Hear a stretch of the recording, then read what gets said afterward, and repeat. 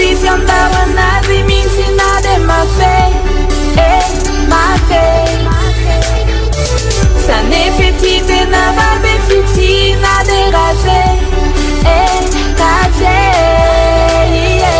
mampala yelona yeli maitangile myafe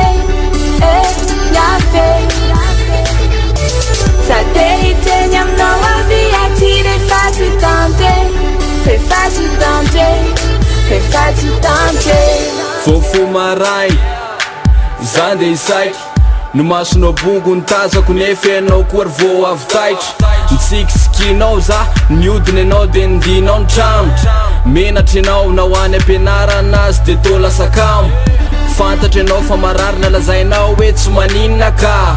nefa ary anao rehefa mikontinina ki tsy mahina akany tsy fantatra fa mba marary any konge za rehefa anao no maratre mba mosare any konge za ki rehefa anao no mahantre hitako reny fijalinao reny fiafinao matetiky enao mitomany lavao ampandrina rehefa masoandro milentiky de mba hiteny aminao aho hoe raha mba mety de zao manomboka anio alo zandray no mba hitantananao vision dawanazi minsinade mafe sanefetite na babe fitina de raze kaze mampala yelona yeli maitangile myafe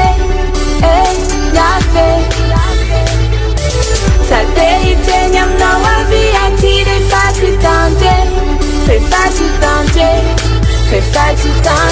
le ira tianao ndrindra ala nefo za tena ty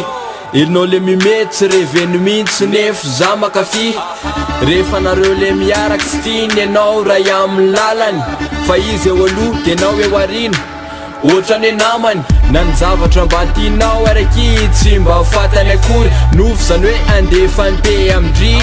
fa leo ny matory raha mba tsapanao mantsy fa le mampihevona anao ngeka za rery sise le mandrotsakafanana aminao foana rehefa mangatsike le mandefa eritreritra lava aminao rehefa any atsekoly mizay mampedebe anao nena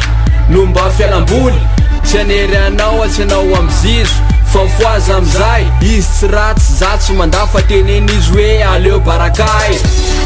vision dawanazi minsinade mafe sanefetite na babe fitina de raze kaze mampala yelona yeli maitangile myafe satellite nyamnoa viatire fatitante